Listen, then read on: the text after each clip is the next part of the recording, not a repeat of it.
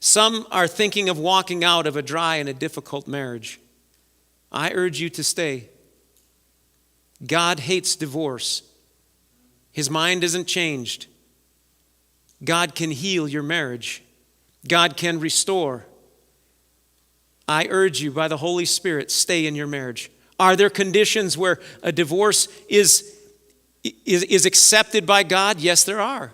If there's unfaithfulness and that person is unreconcilable and won't work in the marriage, Jesus said it is permitted for this kind of fornication. It's permitted. I'm not here to preach a long sermon on marriage. I just want to say God's heart is to save your marriage.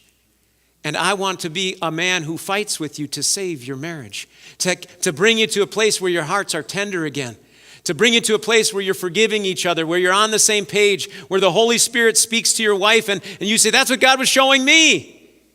And vice versa. Marriage is a place of covenantal blessing. It's a place where unity should be as you're in unity with the Spirit of God, where the anointed oil flows down and blesses not only you, but your children and others around you. It's an institution, a holy institution that God ordained, and He's not given up on it.